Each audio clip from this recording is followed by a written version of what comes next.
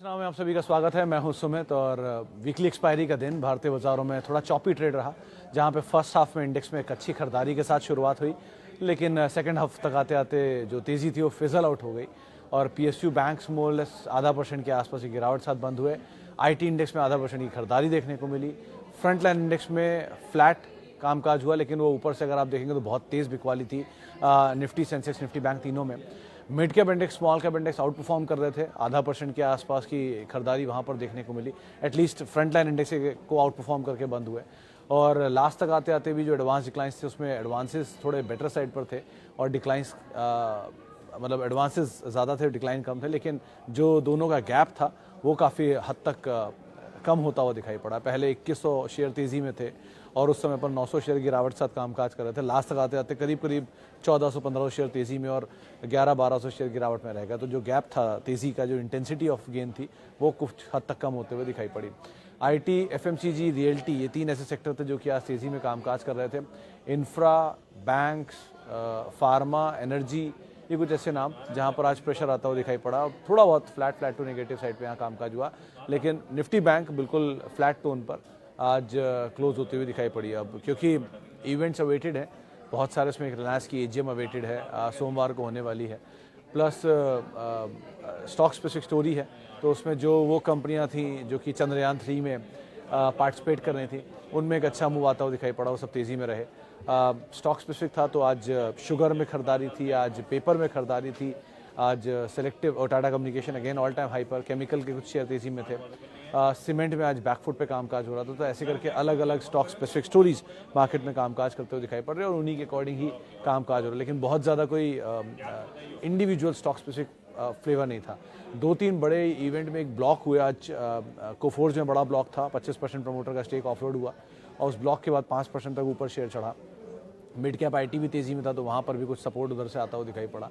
उसके अलावा मन्नापुरम में एक बड़ा ब्लॉक हुआ, हालांकि रिएक्शन बहुत नहीं, 1.5-2% नीचे स्टॉक चला गया था। इसके अलावा दोनों हैवी वेट आज प्रेशर दे रहे थे मार्केट्स को, इसमें रिलायंस का नाम भी है, एचडीएफसी बैंक का नाम भी है, आईसीआईसीआई बैंक का नाम भी है, और जो सपोर्ट आ रहा था वो आ रहा था एशियन पेंट से, बैंक्स में से आईसीआईसीआई बैंक, एक्सिस बैंक कुछ हद तक सपोर्ट प्रोवाइड करा रहे थे, और इन्फोसिस आईटी के मतलब टीसीएस के उलट आज वहाँ पर बाइंग बनते हुए दिखाई पड़ रहे थे। तो इस तरह से एक मिला जुला एक सेक्टर में ही दो तरह के स्टॉक आपको आज के सत्र में, एक तेज़ी में एक मंदी में दिखाई पड़ेगा। तो बहुत ही अलग तरह का मार्केट, यानी कि स्टॉक स्पेसिफिक मार्केट आज कामकाज करता हुआ आपको दिखाई पड़ेगा।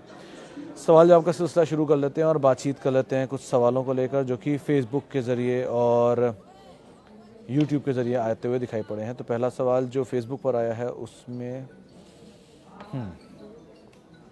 Okay, give a stock of the week and month as per you. नहीं सर, ये स्टॉक ऑफ द वीक और मंथ नहीं होते रणधीर सर। अच्छी क्वालिटी है, कोई भी शेयर नीचे मिलेगा तो बाय हो जाता है। तो कोई स्पेसिफिक नहीं है कि टाटा कम्युनिकेशन अभी चल रहा है तो नया हाई है। देखिए अच्छी कंपनी है, सस्ते दाम पर मिल रही थी, 800 रुपये में मिल रहा था स्टॉक, आज 1850 रुपये पहुँच गया। लाइकवाइज इनग्रेविया भी उस समय दिख रहा था कि सब बुरा दौर डिस्काउंट कर चुका है और नीचे मिल रहा था 750 रुपये का शेयर, आपको 350-400 रुपये मिल रहा था, तो वो भी इसलिए चल गया। सीजी पावर वाज तो बिल्कुल ही एंटायरली डिफरेंट स्टोरी, वो तो टर्न अराउंड स्टोरी थी, तो उसका तो वहाँ ही अलग ही था। यूनाइटेड स्पिरिट्स में भी 760, 720, 730 पे ब्लॉक्स हो रहे थे और फंड्स माल ले रहे थे और ये शेयर भी हायर लेवल से टूटा हुआ था, तो लग रहा था कि नंबर सपोर्टिव है, लार्जेस्ट प्रीमियम कंपनी है तो चलना चाहिए, तो चलना शुरू हो गया।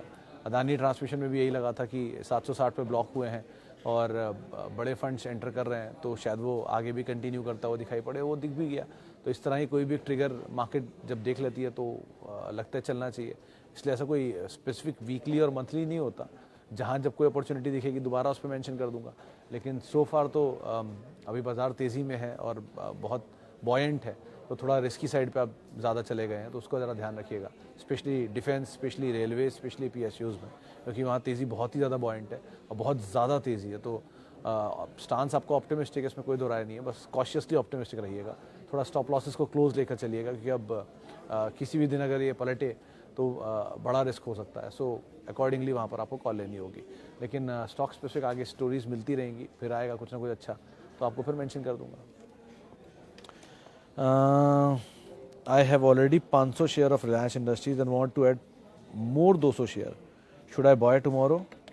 और after AGM on Monday. Anil ji, ज़्यादा बेटर तो वैसे तो रिलायंस जैसा स्टॉक कोई बल्क लॉट में लेने वाला नहीं होता, उसको तो आप एसआईपी फॉर्म में लेते रहो इजीली एंड एसआईपी में कंटिन्यू रखो तो कोई खास इशू आपको आएगा नहीं, फिर आपको प्राइस का भी दिक्कत नहीं फेस करनी पड़ेगी।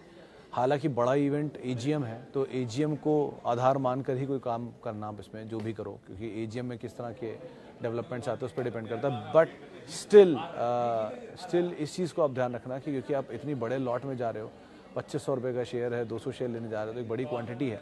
तो मेरा सजेशन तो ये कहता है कि सर थोड़ा थोड़ा करके आप 25 अभी ले लो, 25 नेक्स्ट लॉट में ले लो, 25 उसके बाद वाला लॉट में ले लो, ऐसे करके आप ऐड करते चले जाओ हर फॉल में। तो वो एक फिर भी आपके लिए अपॉर्चुनिटी क्रिएट करेगा। और क्योंकि आपकी पुरानी 500 की खरीदारी है और वो 500 की खरीदारी में आपको 200 या 500 जियो फाइनेंशियल के शेयर अलग मिले होंगे, तो आपकी बाइंग तो वहाँ पर भी एडजस्ट हो रही होगी।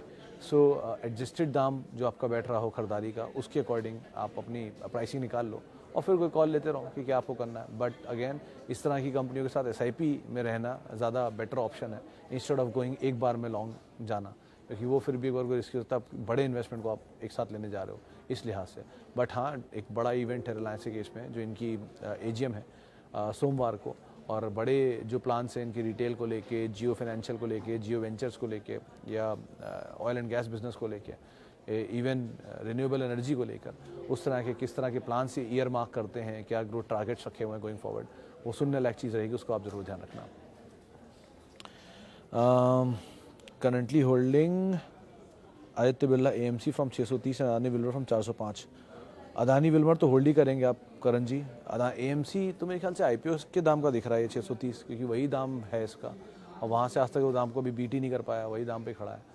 सो इंस्टेड ऑफ अभी दोनों को ही होल्ड करिए आप, wait and watch is the better option. Adani Wilmar में नंबर इस बार के वीक थे, लॉस आया था कंपनी को, जिसकी वजह से स्टॉक में एक तेज़ बिकवाली आते हुए दिखाई पड़ी।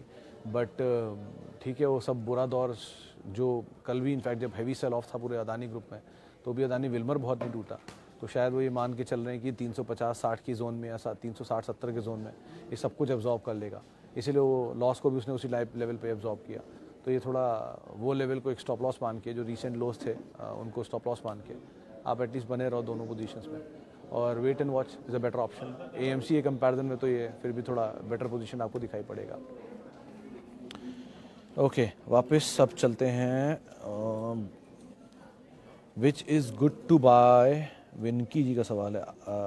वेसुवियस और RHIM। Also I want to know about buy big ticket counter like Tata Elxsi, Timken, Linde and other doesn't not break face value और give frequent bonus like Wipro and L&T.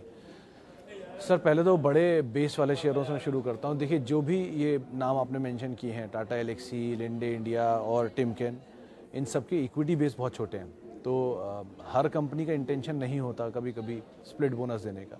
मिसाल तौर पर बॉश कभी नहीं देता, मतलब जब से लिस्टेड है तब से शायद एक बोनस उनका आया है, MRF ने आज तक नहीं दिया, या फिर इवन वो फूड्स एंड इन वो कभी नहीं देता, जबकि इतनी छोटी इक्विटी है। तो ये सब कोई इंटेंशन, श्री सीमेंट नहीं देता। तो इंटेंशन में डिपेंड करता है कि प्रमोटर अपनी इक्विटी को फ्लोट बढ़ाना चाहता है कि नहीं बढ़ाना चाहता। कई लोग नहीं बढ़ाना चाहते हैं, उनको नहीं इंटरेस्ट अपनी इक्विटी में ज़्यादा लोग पार्टिसिपेट करें, वो क्लोज हेल्डेड इक्विटी में ही काम करते हैं। उनको लगता है कि हमारे पास जितने शेयर है, मतलब 75% प्रमोटर लेके बैठा है। और MNCs तो कभी नहीं करती, MNCs को तो रेयर केस होता है कि वो बड़ी इंटरेस्टेड हो अपनी इक्विटी को बढ़ाने में, क्योंकि वो तो वैसे ही डीलिस्टिंग कैंडिडेट होते हैं। तो जितने भी MNCs हैं, बीट बॉश, बीट HUL, पुरानी है इसलिए करे उन्होंने, लेकिन जो नए आए हैं जितने, या फिर बहुत रीसेंट टाइम से हैं, 1 डिकेड या 1.5 डिकेड से, वो शायद ही करें, या जितनी वो कर चुके हैं उसका नई इक्विटी शायद ही फ्लोट को और बढ़ाएं। तो कोलगेट या ब्रिटानिया, माफ़ी ब्रिटानिया कह रहा हूँ, कोलगेट या फिर जिलेट या फिर प्रॉक्टर या फिर बॉश, ये रेयर ही करते हैं। हाल में यूनाइटेड स्पिरिट्स ने किया था जब वो ट्रांसफॉर्मेशन हुआ था विजय माल्या से DIGO के पास। तो ऐसा कम ही होता है इक्विटी डाइल्यूट हो, तो इसलिए नहीं करते अपनी इक्विटी को डाइल्यूट। अब रही बात विप्रो की, और विप्रो उस जनरेशन का है सर जिस जनरेशन में IPOs, मतलब मार्केट ही इतनी अनएक्सप्लोर्ड थी। 1972 का IPO है, 72 से अब तक विप्रो ने इतने बोनस नहीं दिए। मतलब अगर आप देखेंगे विप्रो के प्री और बोनस की कहानी, तो 72 से लेकर 2008, जबकि IT का एक बबल 2000 का बर्स्ट हुआ और उसके बाद 2008 का दोबारा बबल बर्स्ट हुआ, इस ड्यूरेशन में ही विप्रो के सारे बोनसेस आए हैं, मैक्सिमम 80 से 90%। बचे हुए बोनस उन्होंने इसके बाद वाली ड्यूरेशन में दिए जब इक्विटी मार्केट का एवोल्यूशन हुआ है। तो इसलिए विप्रो को भी आप काउंट नहीं कर सकते, इन्फोसिस ने भी, TCS ने भी। लेकिन हाँ, आईटी कंपनियों के पास बहुत समय होता नहीं है, मतलब ये आगे भी ऐसे ही देते रहेंगे, क्योंकि आप विद टाइम इक्विटी बढ़ती जाएगी, इन्वेस्टर आता जाएगा, कारोबार बढ़ रहा है, बायबैक आपने कर लिया, एक्विजिशन आपने कर लिया, तो आपके पास चॉइस ही क्या बचती हैं, ले दे के फिर अपना इक्विटी बेस बढ़ाओ ऐसे ही, और नए शेयर होल्डर को टेंडर करो, क्योंकि कैश इतना है तो इक्विटी बेस को सर्व करने के लिए उस टाइम उन्हें करना ही पड़ेगा। सो उस केस में आपको आगे मिल जाएगा, बट इनमें शायद ही आपको मिले। अब रही बात इन दोनों में इन्वेस्टमेंट की, तो RHIM, वेसुवियस एंड RHIM दोनों अच्छी कंपनी है। RHIM is a better option comparatively Vesuvius के, और रिसेंटली मैनेजमेंट चेंज हुआ है तो वहाँ पर ज़्यादा प्रॉस्पेक्ट है, उसको आप फिर भी देख सकते हो। RHIM इज़ RHI मैग्नेसीटा, ये कंपनी मल्टीनेशनल और एक अच्छी कंपनी है। इसके अलावा कुछ और स्टॉक में वैल्यू स्टॉक के लिए क्या पॉसिबल पैरामीटर हो सकते हैं? गर्ग सर देखिए, एक चीज़ जो बाज़ार का सबसे बड़ा पैरामीटर होता है वो होता है प्रॉफिटेबिलिटी। वो मुनाफा, किसी भी मुनाफे के बिना कोई भी धंधा बेकार है, कोई भी कैसा भी धंधा हो, end of the day profit ज़रूर होना चाहिए उसमें। तो पहली चीज़ is first and foremost is profit. किसको मिल रहा है, दूसरा उसकी इंटेंशन, शेयर होल्डर को मिल रहा है या प्रमोटर को मिल रहा है। मिसाल के तौर पे इस कंपनी में प्रमोटर नहीं है या ना के बराबर है, तो उसका प्रॉफिट जा कहाँ रहा है? वो प्रॉफिट नहीं भी आएगी तो क्या ही फ़र्क पड़ता है, ये प्रमोटर तो है ही नहीं, वो तो अपना स्टेक बेच के जा चुका है या कम कर चुका है। लेकिन जहाँ पर प्रमोटर बहुत वेल कनेक्टेड है कि नहीं मुझे प्रॉफिट चाहिए और शेयर से ज़्यादा प्रॉफिटेबिलिटी पे ग्रोथ ध्यान दे रहा हूँ, तो उस कंपनी में आप पहला फोकस करोगे। जहाँ प्रॉफिट मिल रहा है और जहाँ पे ग्रोइंग प्रॉफिट है, यानी कि अगर आज कोई 100 रुपया भी कमा रहा है प्रॉफिट, उसने अगले साल 120 कर लिया तो 20% ही ग्रोथ है, फिर अगले 140 कर गया तो भी वो 18% 15% ही ग्रोथ पे आ रहा है। सो विद टाइम अगर वो ग्रोइंग प्रॉफिट पे काम कर रहा है तो इसका मतलब सही काम कर रहा है, वो ग्रोथ पे ही काम कर रहा है। एक आध साल वो घट के 100 करोड़ भी आ सकता है, 120 करोड़ भी आ सकता है, वो वन ऑफ है, केपेक्स हो गया या नहीं कोई बड़ा क्लाइंट का ऑर्डर मिल पाया या नहीं कोई छोटी मोटी दिक्कत आ गई, इनपुट कॉस्ट बढ़ गई, लेकिन ये एक आध साल चलता है। लेकिन कोई कंपनी 100 करोड़ सीधे आ जाए 20 करोड़ के लॉस में या 50 करोड़ के लॉस में बिना किसी एडजस्टमेंट के, तो ये गलत ही है। सो ऐसी कंपनियों को आप अवॉइड ही करो। तो जहाँ प्रॉफिटेबिलिटी ग्रोथ है, पहली चीज़ तो वो, दूसरा प्रमोटर होल्डिंग अच्छी होनी चाहिए, तीसरा प्लेज नहीं होना चाहिए, डेट कम होना चाहिए उनके सेक्टर के हिसाब से। जैसे रियल एस्टेट में डेट रहता है, उसमें आप कुछ नहीं कर सकते, इंफ्रा में डेट रहता है, उनका आप कुछ नहीं कर सकते, केपेक्स जिनमें होगा वहाँ डेट होगा, लेकिन FMCG में डेट कम होता है क्योंकि कैश फ्लो अच्छे होते हैं, या IT में डेट नहीं होता, वहाँ कैश फ्लो अच्छे हैं, तो उनका ध्यान रखा जाए। प्लस प्रमोटर की इंटेंशन, डिविडेंड आ रहा है कि नहीं आ रहा, जैसे वेदांता टाइप डिविडेंड भी ना है कि भर भर के सिर्फ डिविडेंड ही आ जा रहा है, डेट चुकी नहीं रही, या फिर ऐसा भी ना हो कि बिल्कुल ही डिविडेंड नहीं आ रहा है, आप पैसा बना रहे हो लेकिन डिविडेंड फिर भी नहीं दे रहे हो। तो आपको ये कुछ चीज़ें हैं, भले डिविडेंड 1 रुपया है लेकिन डिविडेंड आना ज़रूरी है, तो ये कुछ चीज़ें इनको आप ध्यान रखो। प्लस बहुत कुछ और भी होता है, लेकिन इतने से प्लेटफॉर्म पे कैसे सब कुछ समझा दूँ। ओके, आगे बढ़ते हैं। और